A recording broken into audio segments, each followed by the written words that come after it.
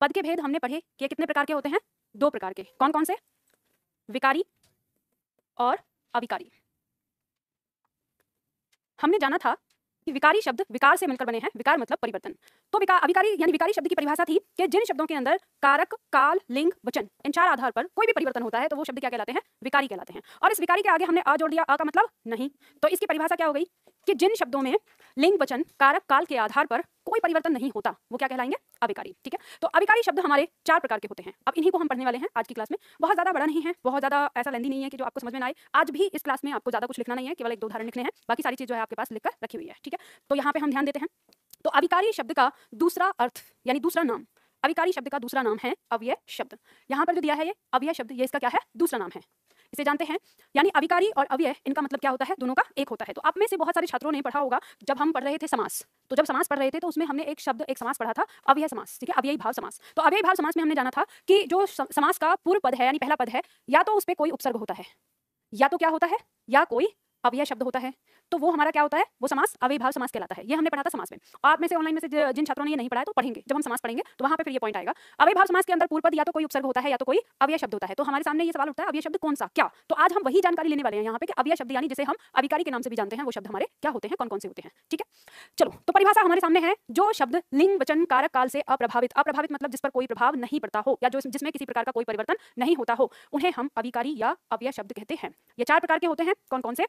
क्रिया विशेषण, संबंध बोधक, समुच्चय बोधक और विषमादि बोधक। ध्यान दीजिएगा, इसमें सबसे ज्यादा जो इंपॉर्टेंट है वो है क्रिया विशेषण। यह आपके लिए मोस्ट इंपॉर्टेंट है। और ये समझिए कि अविकारी शब्द के अंदर अगर आपको जो कुछ समझना है और पढ़ना है तो वो क्या है? क्रिया विशेषण ही है। और क्रिया विशेषण इतना आसान है कि आप बहुत आसानी से इसको समझ सकते हैं।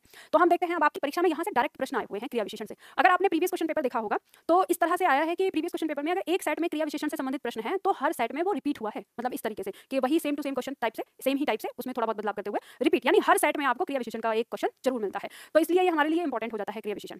तो इसकी परिभाषा क्या है? ऐसा अव्यय शब्द जो क्रिया की विशेषता बताता है उसे हम क्या कहते हैं? क्रिया विशेषण कहते हैं। हम इसे भी जान सकते हैं, क्रिया की विशेषता बताने वाले शब्दों को क्या कहेंगे? क्रिया विशेषण कहते हैं। ठीक है, अब क्रिया की विशेषता किस तरह से, तो उसके बारे में किसी भी तरह, या तो उसकी शैली के बारे में बताए, या उसकी मात्रा के बारे में बताए, या उसके स्थान के बारे में बताए, ठीक है, या उसके समय के बारे में बताए, जिस भी प्रकार से हो तो वो किसके बारे में बात करेगा? क्रिया के बारे में बात करेगा। तो वही हमारा क्या कहलाएगा? क्रिया विशेषण कहलाएगा। जैसे हम देखेंगे कि अर्थ की दृष्टि से क्रिया विशेषण 4 प्रकार के होते हैं। कौन कौन से? देखो यहाँ पे ये लिखा हुआ है, ये इसको सही करो, ये है क्या? ये है स्थानवाचक। ठीक है, ये टाइपिंग मिस्टेक है। ये है क्या? स्थानवाचक। स्थानवाचक क्रिया विशेषण, कालवाचक क्रिया विशेषण, रीतिवाचक क्रिया विशेषण और परिमाणवाचक या परिमाण बोधक क्रिया विशेषण। ये हमारे 4 प्रकार के क्रिया विशेषण होते हैं। इनकी पहचान आप शब्दों से ही लगा लेंगे। कौन सा क्या होता है, किस तरह का होता है, इसको देखने की कोशिश करेंगे।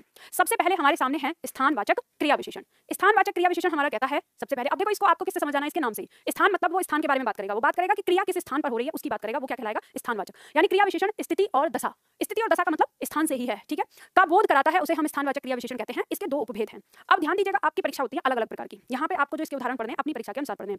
अगर आप यूपी SSC की तैयारी कर रहे हैं या यूपीएसआई की तैयारी कर रहे हैं, समझिएगा, अगर आप यूपी के एग्जाम, बस अध्यापक वाला एग्जाम छोड़कर अगर आप यूपी के किसी भी एग्जाम की तैयारी कर रहे हैं तो आपको क्या करना है? स्थानवाचक क्रिया विशेषण के अंदर ये सारे नाम ऐसे रख लेना है। यानी ये हो गए इसके उदाहरण। अब आपको इसके प्रकार पढ़ने की जरूरत नहीं है, ठीक। तो यूपी की सभी परीक्षाओं के लिए बस कौन सी छोड़नी है? अध्यापक वाली, ठीक है। तो अध्यापक वाली जो परीक्षाएं हैं, जैसे टेट वगैरह आपकी होती हैं, तो टेट वगैरह में आपको ये 2 इनका नाम भी देके पूछ लेता है। वो ये पूछ सकता है कि स्थानवाचक क्रिया विशेषण का भेद क्या है, समझ गए। तो अगर मान लो आपसे भी कभी अगर गलती से पूछ ले तो आपको वैसे भी पता है 2 प्रकार का होता है। दिशाबोधक मतलब दिशा को बताने वाला, जो शब्द दिशा को बताएगा, जैसे हर तरफ, हर तरफ मतलब हर दिशा की बात हो गई, ठीक है, जगह को बता रहा है, स्थान को। जिधर, इधर, उधर, दाएं बाएं दिशा के बारे में बता रहा है। सर्वत्र, सर्वत्र का मतलब होता है सब जगह, ठीक है, चारों तरफ की बात। और किधर, ये प्रश्न आ गया तो प्रश्न में भी ये आ जाता है। तो ये हमारी दिशा का बोध कराता है। स्थिति बोधक जैसे बाहर, भीतर, ऊपर, नीचे, आगे, पीछे, पास, दूर, सामने, यहाँ, वहां, जहां, तहां आदि। इस तरह ये सारे शब्द हमारे किसको दिखा रहे हैं? ये स्थिति को दिखा रहे हैं। तो ये सारे के सारे शब्द आ गए हमारे स्थानवाचक में। और स्थानवाचक में भी अगर भेद देखेंगे तो दिशाबोधक और स्थिति बोधक। तो अब आप समझ गए आपको कैसे याद करना है, किस तरह से। तो जो जिनकी अध्यापक वाली परीक्षाएं नहीं है उनको स्थानवाचक के अंदर सारे नाम को पढ़ना है, ठीक है। अब इसमें जैसे मान लो आप वाक्य प्रयोग कर लो, एक आपको पता चल जाएगा कैसे क्रिया विशेषण होता है। तो लिखो, इसमें वाक्य प्रयोग करो। पिताजी बाहर बैठे हैं। पिताजी बाहर बैठे हैं। पिताजी बाहर बैठे हैं। एक दूसरा वाक्य लिखो। तुम जिस व्यक्ति को खोज रहे हो, तुम जिस व्यक्ति को खोज रहे हो वह इधर गया है। तुम जिस व्यक्ति को खोज रहे हो वह इधर गया है। पूर्ण विराम लगाइए। और देखो आपने जो वाक्य लिखा है तुम, ठीक है, तुम के बाद आपको कॉमा लगाना है। जिस व्यक्ति को खोज रहे हो के बाद कॉमा लगाना है, ठीक है। तो ये हमने क्यों लगाया? क्योंकि वो तुम के बारे में, मतलब वह, हमने आगे लिखा ना वह इधर गया है, तो वो जो वह, हम किस वह की बात कर रहे हैं, ये कौन बता रहा है, जिस व्यक्ति को खोज रहे हो ये, ठीक है।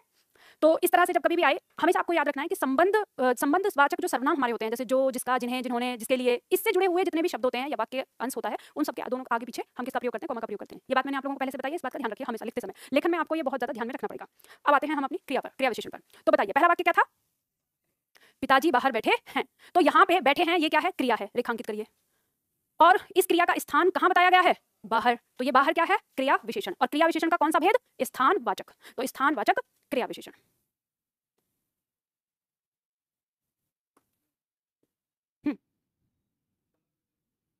कहाँ है पिताजी, बाहर क्या है, तो स्थानवाचक। तो स्थानवाचक नहीं होगा। अब जंगल में एक शेर था, ये वाली कहानी सुनाने पे मजबूर मत करना, ठीक है। चलो, तो बात समझ में आ गई। और दूसरा वाक्य था, तुम जिस व्यक्ति को खोज रहे हो वह इधर गया है। तो क्रिया क्या है, गया, ठीक है, गया है, ये हो गई क्रिया। अब ये क्रिया कहाँ पे हो रही है, इसका स्थान कहाँ है, यानी जाने का काम किधर हुआ, इधर हुआ है, तो इधर ये हो गया स्थानवाचक। बात समझ में आ जाएगी ना, इधर वो स्थान को दिखा रहा है, तो ये हो जाएगा स्थानवाचक। अब आपकी परीक्षा में प्रश्न कैसे आया, आपकी परीक्षा में प्रश्न ऐसे आया, जैसे मान लो लिखा कि तुम जिस व्यक्ति को खोज रहे हो वह इधर गया है। इस वाक्य में या तो इधर को कर देगा रेखांकित और आपसे बोलेगा कि यह कौन सा शब्द है, इस पद का नाम बताना है। तो आपको ऑप्शन में मिल जाएगा संज्ञा, सर्वनाम, क्रिया विशेषण या विशेषण, कुछ इस तरह से करके ये ऑप्शन आ जाएगा। या फिर आपसे पूछेगा कि इस वाक्य में स्थानवाचक कौन सा शब्द है, ये पूछ लेगा। या आपसे पूछेगा कि इस वाक्य में क्रिया विशेषण का कौन सा भेद प्रयोग में आया है। तो फिर वहां पे चार ऑप्शन दे देगा आपको, तो आपको पता चल जाएगा कि इधर क्या है, हमारा स्थान को दिखा रहा है। ऐसे प्रश्न आते हैं, समझ गए। तो आपको ऐसे ध्यान रखना होगा। चलो, तो ये बात समझ में आ गई। और देखो बहुत आसान है, बस एक बार आपको दिमाग लगा के समझने की जरूरत है। नंबर 2 की बात करेंगे, कालवाचक क्रिया विशेषण। कालवाचक क्रिया विशेषण हमारा क्या होता है, जो क्रिया विशेषण क्रिया के समय का बोध कराएगा कि समय कब हुआ है, उसे हम क्या कहेंगे, कालवाचक क्रिया विशेषण कहेंगे। जैसे आपने पहले जाना वैसे ही इसमें जान लीजिए।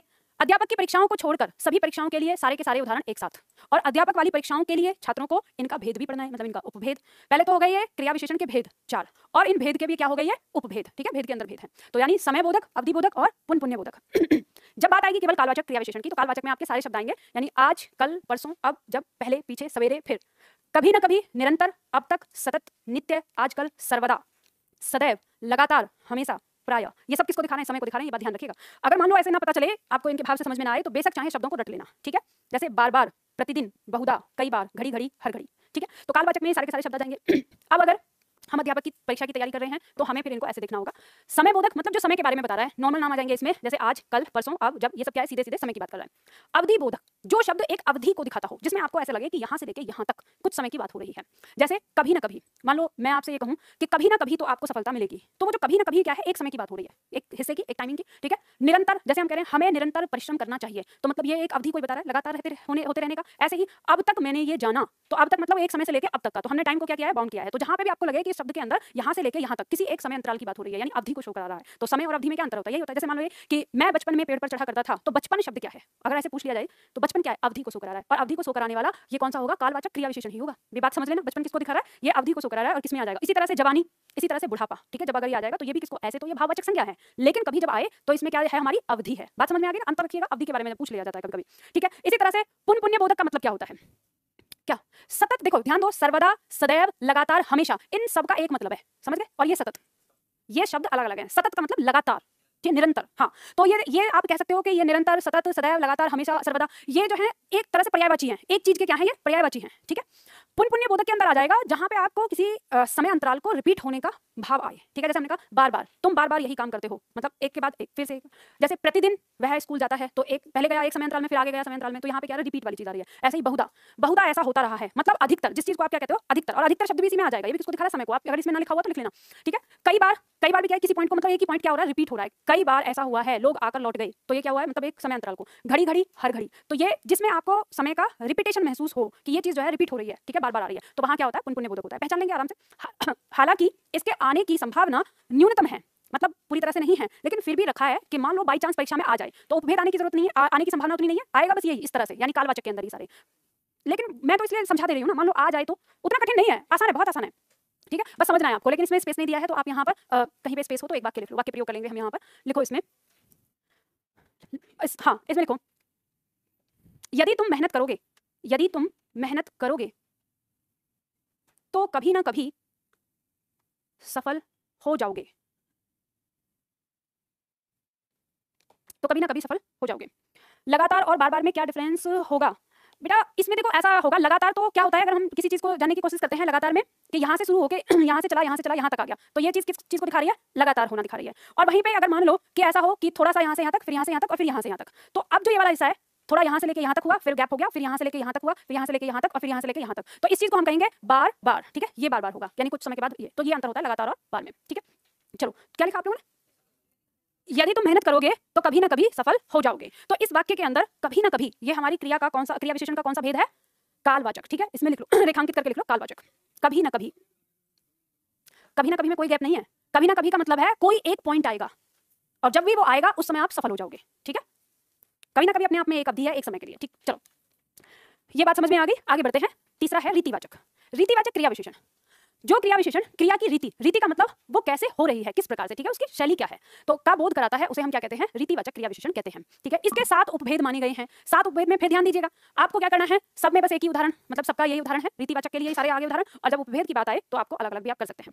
जैसे हम बात करेंगे कारण बोधक, जहां कारण को दिखाता हो, कारण दिखाने के, जैसे हम किसी चीज का कारण बताते हैं आगे, वहां पर जब ये लगते हैं, जैसे अतएव या अतः या अंततः, जैसे मान लो हम कहते हैं कि वह हर दिन चोरी करता था और अंततः पकड़ा गया, तो अब क्या हुआ, मतलब पहली वाली चीज का ना कारण बताया, परिणाम बताया है उसका, तो ऐसी चीजों के लिए जब हम इसको प्रयोग करते हैं तो वो हमारा क्या आता है, कारण बोधक कहलाता है, और वो है क्या, रीतिवाचक है। वो क्रिया विशेषण कौन सा है, रीतिवाचक।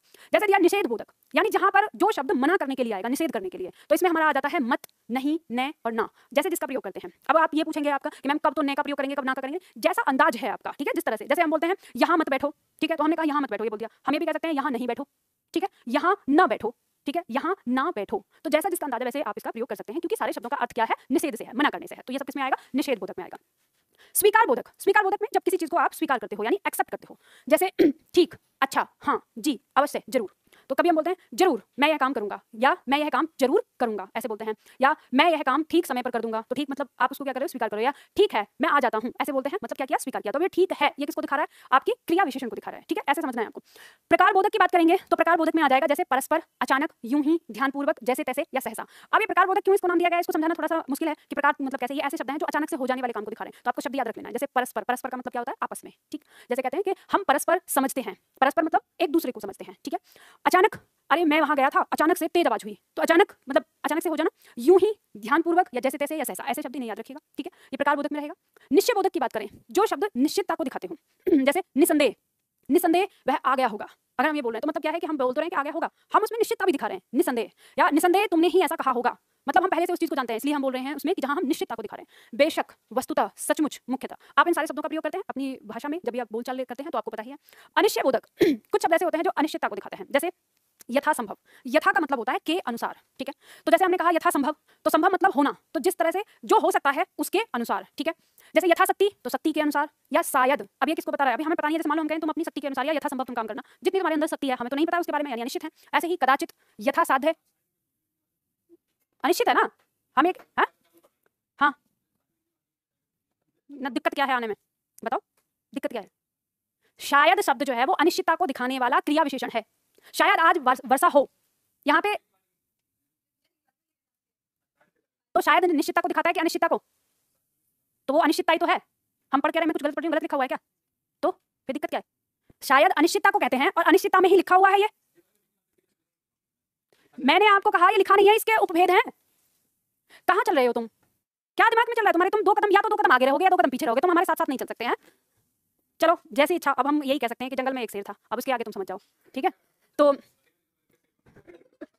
कितने लोग समझ पा रहे हैं कि जो मैं कह रही हूँ, मतलब कितने लोग नहीं समझ पा रहे, ये बताओ मुझे। अभी कोई समझ नहीं पा रहा कोई भी, अरे गजब, कोई बात नहीं, क्लास के बाद समझाऊंगी, अभी ऑनलाइन में भी समझा दूंगी, टेंशन मत लो। ठीक है, अभी इतना ही समझो, बाद में आपको पता चलेगा। ठीक है, तो जैसे यथा योग्य या संभवतः, ये सारे के सारे शब्द किसको दिखाते हैं, अनिश्चितता को दिखाते हैं। प्रश्नवाचक, प्रश्नवाचक की बात करें तो जैसे कब, कहां, क्यों, कैसे, ये सारे शब्द हमारे जो हैं ये किसमें आएंगे, रीतिवाचक क्रिया विशेषण में आएंगे, और रीतिवाचक के किसमें, प्रश्नवाचक में।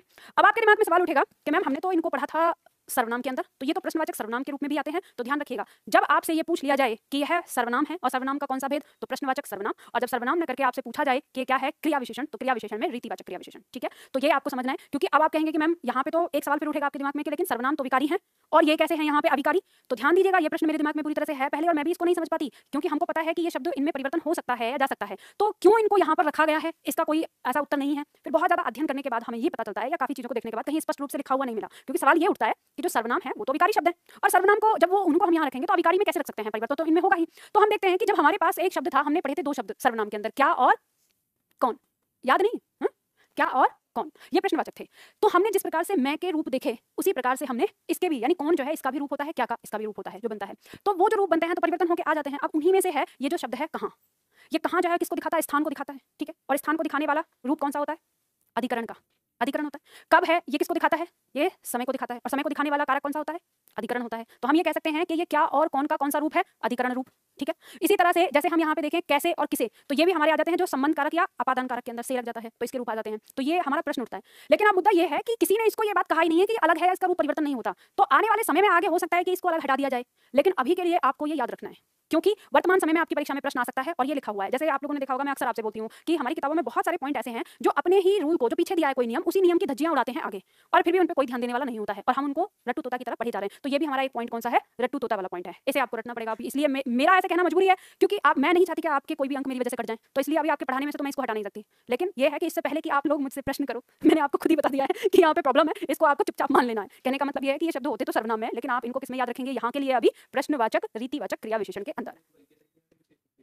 उपभेद वही मैंने यहाँ जो मैं बता रही हूँ ना, शिक्षक वाली जो परीक्षा, उनमें उपभेद ही आते हैं, क्योंकि शिक्षक से तो थोड़ा सा ज्यादा डीप पूछे जाने की संभावना रहती है, तो इसलिए वहां पे रहता है आपका ऊपर ऊपर का हिस्सा रहेगा, ठीक है। तो ये ध्यान रखना। मान लो कभी ऐसे आ जाए कि वह घर, वर्षा हो रही है, अब वह घर कैसे जाएगा, इस वाक्य के अंदर कैसे निम्नलिखित में से क्या है। अब ये दे दिया और आपको ऑप्शन में क्या दे दिया, क्रिया विशेषण दे दिया, या क्रिया विशेषण के चारों भेद दे दिए, स्थानवाचक, कालवाचक, रीतिवाचक, परिमाणवाचक। तो फिर क्या आ जाएगा, रीतिवाचक। प्रश्नवाचक तो दिया ही नहीं है ना, रीतिवाचक में है, ठीक है। तो क्या आ जाएगा, रीतिवाचक, ठीक है। ऐसे देना है, तो इस तरह से आने की संभावना हो सकती है। तो वाक्य प्रयोग कर लो, इसमें लिख लो यहाँ पर नीचे।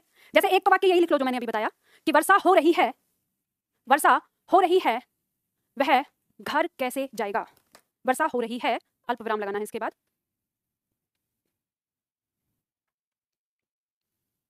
वर्षा हो रही है के बाद अल्प विराम बालक, पूर्ण विराम नहीं, कॉमा, जिसे कॉमा कहते हैं, ठीक है। वह अब घर कैसे जाएगा, पूर्ण विराम लगाओगे कि प्रश्नवाचक, प्रश्नवाचक, ठीक है, प्रश्नवाचक चिन्ह लगाना है। तो कैसे इसमें रेखांकित करके लिख लीजिए, प्रश्नवाचक, रीतिवाचक, ठीक है, प्रश्नवाचक, रीतिवाचक, क्रिया विशेषण। ऑनलाइन क्लास में छात्र पूछ रहे हैं मैम टीचर के लिए बताएं प्लीज। बेटा मैं दोनों तरीके बता रही हूँ, आप कहाँ मतलब क्या सोच रहे हो, आप भी क्या जंगल में एक शेर था वाली बात कर रहे हो क्या? आपको पता है ना, मैं किसी भी चीज को पहले बता रही हूँ कि जब आप अगर शिक्षक से अलावा अगर कोई और परीक्षा की तैयारी कर रहे हैं तो आप परिभाषा के बाद इन सारे उदाहरणों को पढ़ लेना, और जिनको शिक्षक की तैयारी करनी है उनको इसका उपभेद करके ऐसे पढ़ना है, कारण बोधक में ये, निषेध बोधक में ये, स्वीकार बोधक में ये, प्रकार बोधक में ये, इस तरह से, समझ गए ना। तो मैं बता रही हूँ यहाँ पे, छोड़ कहाँ रही हूँ, ठीक है। दूसरा वाक्य क्या लिखा, अभी नहीं लिखा, तो दूसरा वाक्य भी लिख लीजिए, बना लेते हैं हम इसमें से, निषेधवाचक बना लेते हैं। देखो यहाँ मत बैठो, यहाँ तुम यहाँ मत बैठो, तुम यहाँ मत बैठो, तुम यहाँ मत बैठो। तो इसमें हमारा मत क्या हो जाएगा, रीतिवाचक। अब इसको रीतिवाचक लिख लो और ब्रैकेट में फिर निषेधवाचक, रीतिवाचक भी लिख लेना, ठीक है। हाँ, स्थान बात वही है, यहाँ आ जाएगा, यहाँ आगे वाला, तो यहाँ के लिए अभी इसमें मत डालो ना, फिर ये तो आपको पता है ना, फिर आपको कंफ्यूजन हो जाएगा ना। तो अभी तो हम किसकी बात कर रहे हैं ना, रीतिवाचक की बात कर रहे हैं, तो मत के लिए रहने दो। यहाँ पे एक छात्र ने प्रश्न और पूछा है कि जो कब है उसको कालवाचक क्रिया विशेषण में भी ले सकते हैं क्या। तो हाँ बिल्कुल ले सकते हो, ये आता ही है, पॉइंट यही आता है। देखो ध्यान रखना, सवाल ये उठता है हमारा कई सारी चीजों पे कि जो हमारे विद्वान हैं उन्होंने इन शब्दों को अलग अलग भेदों में, उपभेदों में करके बांट तो दिया, लेकिन जब आप अगर गौर से देखेंगे तो आपको कई सारे ऐसे शब्द दिखते हैं जिन शब्दों में आपको कंफ्यूजन होता हुआ नजर आता है कि इसको इसमें रखें या इसमें रखें। तो ये जो कारण है, यानी कंफ्यूजन वाली जो स्थिति हमारे सामने आती है कि बात है कि जैसे हमने किधर शब्द लिया तो वैसे ही हम कब शब्द भी ले सकते हैं, लेकिन अब यहाँ पे आप इसको ऐसे सही कर लो, क्योंकि किसी भी विद्वान ने अपनी किताब में कब को स्थानवाचक में रखा ही नहीं। तो अब आप ये समझ लो कि जो प्रश्नवाचक है तो हम प्रश्नवाचक में, जो किधर शब्द है वो भी आपका प्रश्नवाचक में आ जाएगा और वो रीतिवाचक में आ जाएगा, ऐसे कर सकते हो, ठीक है। तो ये बात ध्यान देना। ये अभिकारी जो ऐसे पॉइंट हैं, इन पे मैंने इतनी किताबें पढ़ी हैं और इतनी बार पढ़ी हैं कि मैं खुद ही जब इस किताब को पढ़ती हूँ तो कुछ और कह रही है, इस किताब को पढ़ती हूँ तो कुछ और कह रहा है, और ऐसे ऐसे मिलेंगे आपको शब्द कि किसी ने इसको किसी और में रखा है तो दूसरे ने उसको किसी और में रख दिया। इतना बड़ा कंफ्यूजन, मतलब लिखने वाला ये नहीं सोच रहा है कि ये चीज जो पर्टिकुलर ये शब्द है किस चीज का बोध करा रहा है, इससे क्या क्या निकल रहा है। तो ये सारी चीजें देखने के बाद मुझे तो एक बात समझ में आई कि हम इसको चुपचाप से 4 भागों में बांट दें शब्दों को, जो ये है क्रिया विशेषण, और नहीं तो मैं कहती हूँ कि हमें ये भी बांटने की जरूरत नहीं है, हमको सीधा सीधा ये रखना है क्रिया विशेषण, और क्रिया विशेषण के अंदर सारे के सारे नाम। और अगर चलो फिर भी हमें भेद करने की जरूरत पड़ जाती है तो 4 ही बहुत है, 4 के अंदर घुस के उपभेद करने की जरूरत नहीं है, नहीं तो जो पढ़ाने वाला है, जो विद्वान है ना, अपने पॉइंट को देना वो खुद भी उलझ जाएगा। पर अब समस्या ये है कि कब्र से खोद के उठाएं इनको, और अधिकतर जितना भी व्याकरण दिया है सब हिंदुओं ने दिया है, जला दिए हैं, अब इनको समेट भी नहीं सकते, इन्हें कहां से बुलाएं कि पहले ये बता दो। नहीं ये होता ना कि कोई ऐसा मंत्र होता हमारे पास कि ये जो मर गए हैं इनको बुला के पूछते तो हम जरूर इनको ऐसा यज्ञ हवन करवा लेते, तो पूछ के पहले ये बता के जाओ ये जो आप यहाँ पे फैला के गए हो रायता। खैर चलो आगे बढ़ते हैं, अब आते हैं परिमाणवाचक पर।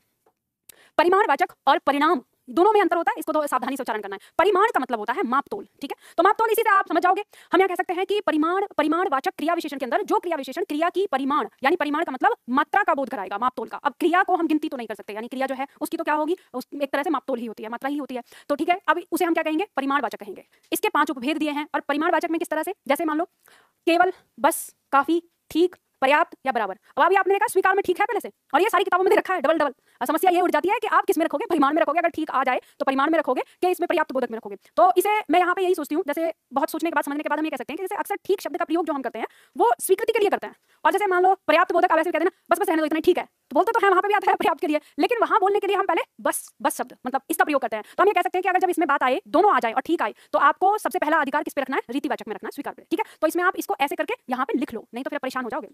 लिख लो, अगर ऑप्शन में दोनों नाम हो तो स्वीकार बोधक लगाएं, तब आप वहां पे लगा लेना।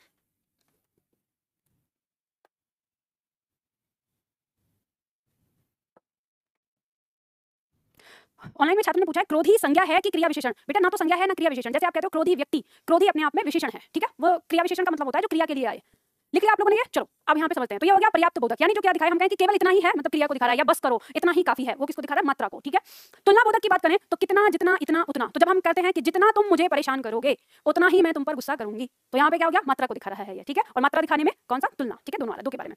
क्रम बोधक की बात करेंगे, एक एक करके या यथाक्रम या क्रमानुसार। कहते हैं सभी छात्र क्रमानुसार बैठ जाओ, तो आप बैठोगे कैसे, क्रम के अनुसार। ठीक है, और एक बात ध्यान रखना, क्रिया विशेषण का अपना एक जगह स्थान निश्चित नहीं होता, वो कभी क्रिया से जस्ट पहले भी आ सकती है और वाक्य में किसी भी स्थान पर आ सकती है। ऐसा कहा जाता है जैसे हमारा विशेषण है, विशेषण का स्थान निश्चित होता है संज्ञा से पहले आना, लेकिन क्रिया विशेषण का स्थान निश्चित नहीं होता। ये 80% तो हमें क्रिया से पहले देखने को मिलती है, लेकिन कभी कभी हमें वाक्य में कहीं और भी मिल जाती है। नेक्स्ट आता है आधिक्य बोधक। आधिक्य बोधक का मतलब है जो चीज अधिकता का बोध कराती हुई होगी। ठीक है, जैसे भारी, बहुत, अधिक, अति, खूब, पूर्ण आदि। इस तरह के शब्द, जैसे हम कहते हैं अरे यह गमला तो बहुत भारी है, तो भारी है ये क्रिया हो गई भारी, और कितनी है, बहुत, तो ये किसको दिखा रहा है, फिर क्रिया विशेषण को। और बहुत शब्द ऐसा भी है जो आपने विशेषण में देखा प्रविशेषण के रूप में। ठीक है, तो बहुत शब्द हमारा प्रविशेषण के रूप में भी काम करता है और फिर क्रिया विशेषण में भी आ रहा है। तो फिर ये बिल्कुल वैसे ही हो जाते हैं जैसे मैंने आपको पहले बताया कि कुछ शब्द होते हैं जब उनके स्थान को चेंज कर दिया जाता है तो वो अपना नया पद धारण कर लेते हैं। अगर हम क्रिया के लिए दिखाएंगे बहुत, तो फिर वो क्या आ जाएगा, क्रिया विशेषण। और अगर किसी विशेषण की विशेषता बताने के लिए आएगा बहुत, तो वो क्या हो जाएगा, प्रविशेषण। समझ गए। जैसे न्यूनता बोधक की बात करेंगे, कम, थोड़ा, कुछ, जरा सा, इतना सा, आदि आदि, ये किसको दिखा रहा है, कम। ठीक है, जैसे हम कहें अगर हम बोलते हैं पढ़ते समय कम बोलना चाहिए, लिख लो, वाक्य प्रयोग करो, पढ़ते समय कम बोलना चाहिए, पढ़ते समय कम बोलना चाहिए। तो ये कम जो शब्द आ रहा है ये किसको दिखा रहा है, बोलने को दिखा रहा है। ठीक है, मात्रा कितनी होनी चाहिए बोलने की, कम। ठीक है, तो न्यूनता का बोध करा रहा है, तो ये कम हमारा क्या हो जाएगा, हम ऐसे कह सकते हैं ये हमारा परिमाणवाचक है, और परिमाणवाचक में भी कौन सा, न्यूनता बोधक हो जाएगा। ठीक है, इसी तरह से मान लो आप इसे ऐसे कह सकते हो और वाक्य प्रयोग करना है तो वह जैसे मैं सोच रही हूँ कि कुछ बड़ा सा वाक्य लिखता हूँ।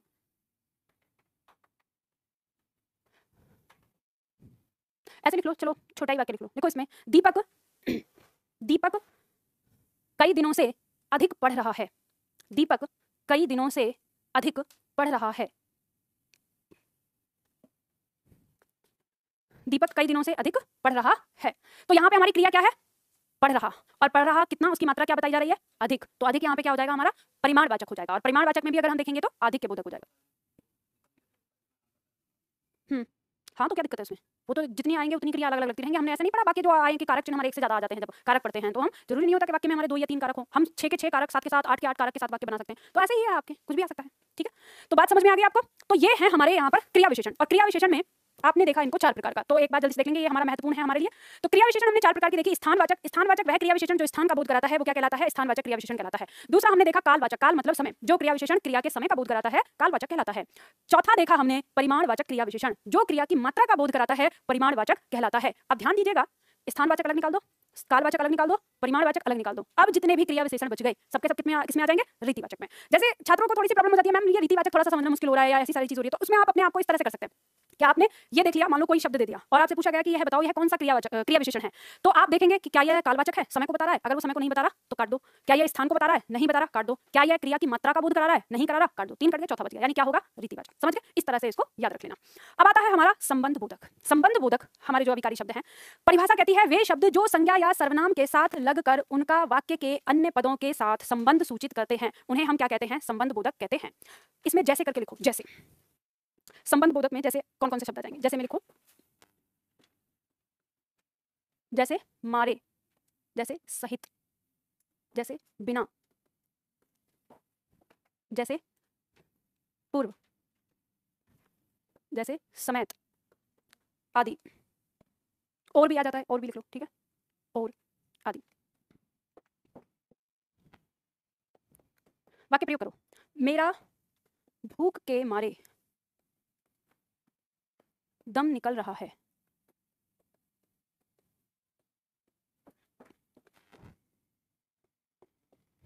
धन के बिना जीवन कठिन लगता है।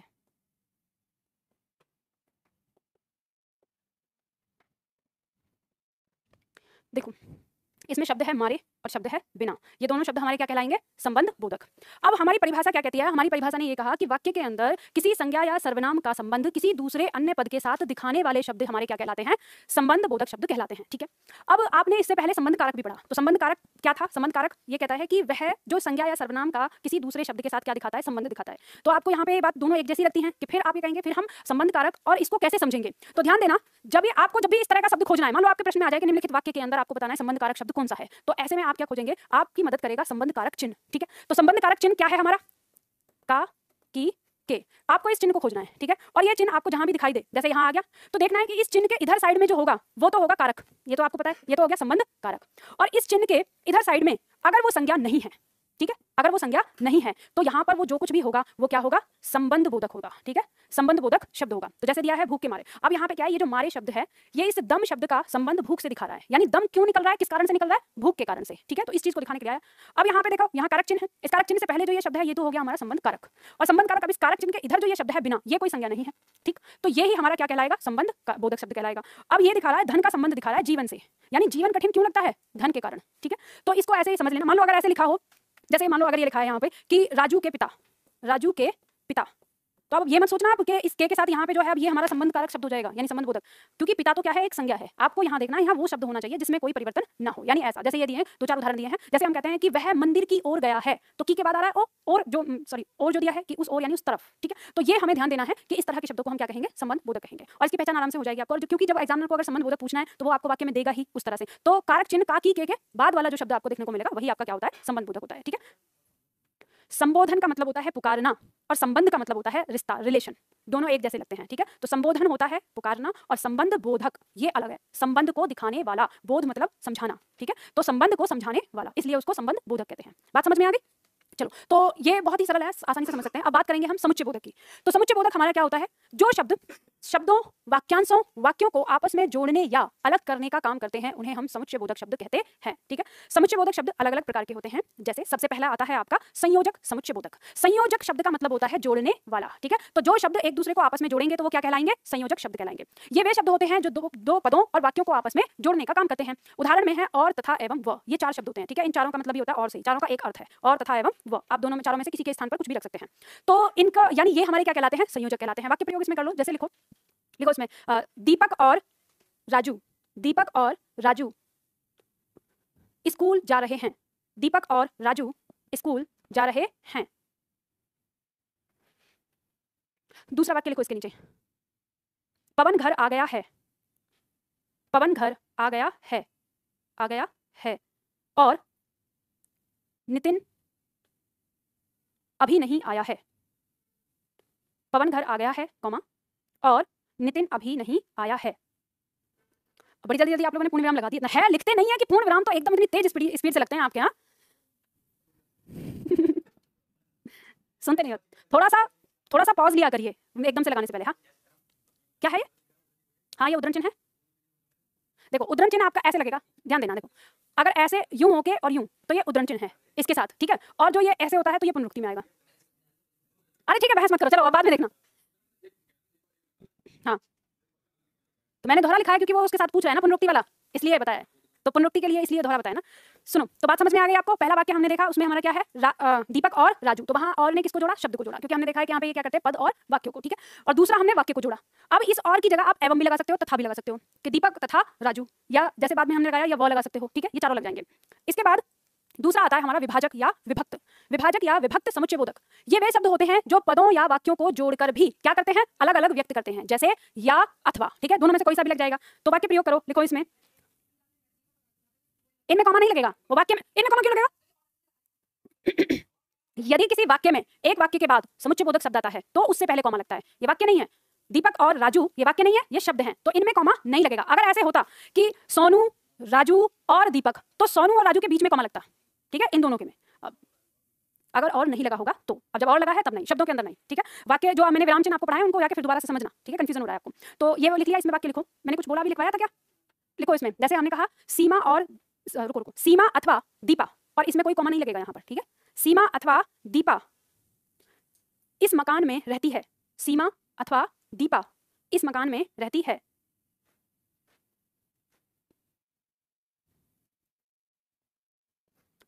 अब देखो आपने लिखा सीमा अथवा दीपा, तो इन्होंने वाक्य भी जोड़ा है और जोड़ के भी क्या किया है, अलग अलग। इस मकान में या तो सीमा रहती है या तो दीपा रहती है, ठीक है। जोड़कर भी क्या कर रहे हैं, अलग, या लिख सकते हैं या अथवा लिख सकते हैं, ठीक है।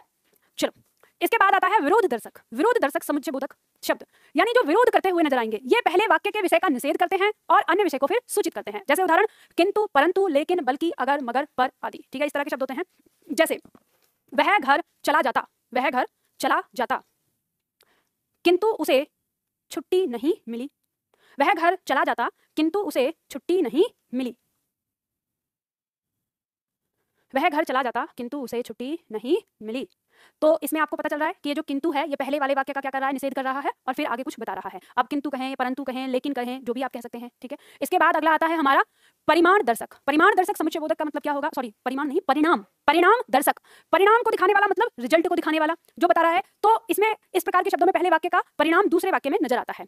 जैसे इसलिए, क्योंकि, जो कि, अतः, इस तरह के शब्द। तो वाक्य प्रयोग करो, लिखो वह तुम्हारे साथ जरूर जाता। अरे हम थोड़ा गलत हो गए इसमें, इसे लिखो, इसमें ये तो काट दो पूरा, ठीक है।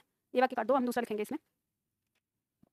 लिखो इसमें तुम अच्छे से पढ़ाई कर सको।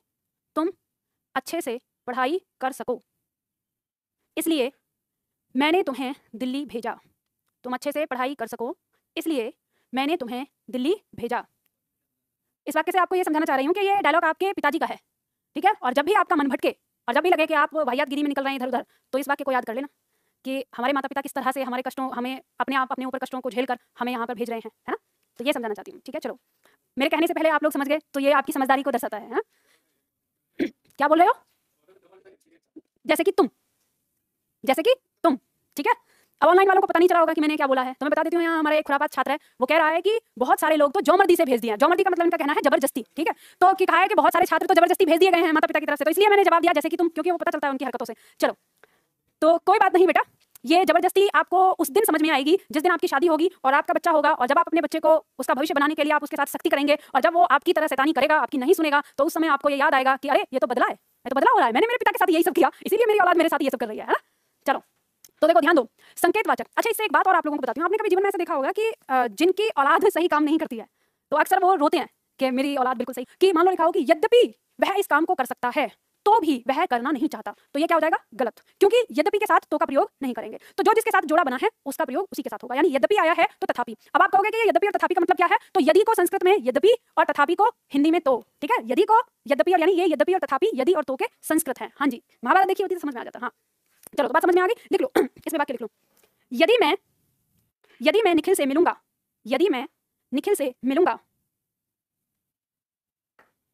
यदि मैं निखिल से मिलूंगा तो तुम्हारा संदेश दे दूंगा, तो तुम्हारा संदेश दे दूंगा। चलो इसके बाद लास्ट हमारा आता है विस्मयादि बोधक। विस्मयादि बोधक जिन शब्दों से भय, प्रेम, घृणा, क्रोध, इच्छा, शोक, विस्मय, उत्तेजना अर्थात भावनाएं, ठीक है। अर्थात क्या, भावनाएं, यानी भाव का जिनके बारे में पता चले, जिन शब्दों से हमें भावनाओं का पता चले, वो शब्द हमारे किसमें आएंगे, विस्मयादि बोधक में आ जाएंगे, ठीक है। ये हमारे कौन कौन से होते हैं, फिर से ध्यान दीजिएगा। विस्मयादि बोधक के अंदर सारे शब्द जो हैं ये आपके एक तरह से देखना है, और इनके भी अगर भेद देखने हैं तो भेद फिर आ जाते हैं ये 7 जैसे दिया है। क्या, सच, ए, ओहो, ये क्या किसको दिखा रहा है, आश्चर्य को दिखा रहा है। शाबाश, धन्य, वाह वाह, ये किसको दिखा रहा है, हर्ष मतलब खुशी को दिखा रहा है। हाय, अरे, बाप रे, उफ, ये किसको दिखा रहा है, शोक मतलब दर्द को दिखा रहा है। काश, ये किसको दिखा रहा है, इच्छा को दिखा रहा है, ठीक है। छी, धिक, घृणा बोधक को दिखा रहा है, यानी घृणा चीज को, जैसे कहते हैं छी, ये कितनी गंदी बात है, मतलब किसको दिखा रहा है, घृणा को दिखा रहा है। अनुमोदन सूचक, जैसे मतलब स्वीकार करना, ठीक, अच्छा, भला, ठीक है। अनुमोदन मतलब स्वीकृति को दिखाएगा अगर होगा तो। संबोधन, यानी जब संबोधन करते हैं किसी को तो अरे, अजी, अरी या हे, ठीक है, या ओ, इस तरह से जो बात करते हैं हम, तो संबोधन जिस चीज से करेंगे वो होगा। अब इसमें एक बात ध्यान रखिएगा, हर शब्द के पीछे विस्मयादि बोधक चिन्ह अति आवश्यक है, ठीक है। ये आपको ध्यान रखना, अगर हम चिन्ह नहीं लगाएंगे, क्योंकि चिन्ह ही हमें किसको दिखा रहा है, उसका भावना होना दिखा रहा है कि वो क्या है, एक भाव है, ठीक है। शब्द वो भावना के लिए प्रयोग होने वाला शब्द है, ठीक है। तो इस तरह से हम प्रयोग करते हैं इनका। जैसे मान लो वाक्य प्रयोग करेंगे, छी छी, यह कितनी गंदी बात है। अब आप यहाँ देखेंगे कि छी छी, यह कितनी गंदी बात है। अब इसमें कितनी शब्द लगाया, ये प्रश्न नहीं है, ये क्या दिखा रहा है, उसकी घृणात्मक चीज को दिखा रहा है, ठीक है। लिख लो उसमें, छी छी, यह कितनी गंदी बात है। हाँ, छी छी ऐसे बोलेंगे, बोलते हैं ना छी छी, जल्दी, छोटी की मात्रा होती है, आगे से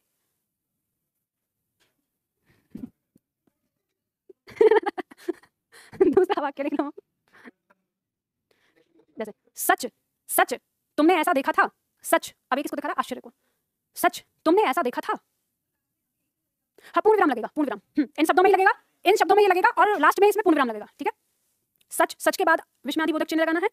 तुमने ऐसा देखा था। अब जैसे ही आपको देखो, ऐसे आपने देखा होगा सच शब्द तो है कि यह बात सच है, तो नॉर्मल है, इसमें तो कहीं कुछ है नहीं। अब यही चीज अगर आपने ऐसे लिखी सच, क्या तुमने ऐसा देखा था, तो इतना ही अगर हमने कहा तो वो सच क्या है? आश्चर्य को दिखा रहा है। मतलब आपको ये विस्मयादिबोधक चिन्ह लगते ही क्या पता चल रहा है? ये एक आश्चर्य है। ठीक है, तो इस तरह से यहाँ पे आपके ये अविकारी शब्द समाप्त हो जाते हैं। और यहाँ हम जो पढ़ रहे थे अविकारी शब्द, मतलब अविकारी शब्द के साथ साथ हमने पद के भेद जो पढ़े थे, पद के भेद भी हमारे समाप्त हो जाते हैं। अब यहाँ पे हमारी पीडीएफ ये दी हुई है, तो ये मतलब इसमें प्रश्न उत्तर दिए हुए हैं, तो ये प्रश्न उत्तर आप लोग कर लीजिएगा, अभ्यास करिएगा। यहाँ आपकी ये पुस्तक समाप्त हो जाती है। तो कल जब आप आएंगे तो आपको लेके आना है अगली इकाई। ठीक है, इकाई नंबर 5, ये वो आप अगली इकाई लेकर आएंगे। ठीक है, अच्छा देखो, ऑनलाइन में हमारे एक छात्र ने लिखा, मैम प्लीज पढ़ाई से भटक रहे हैं।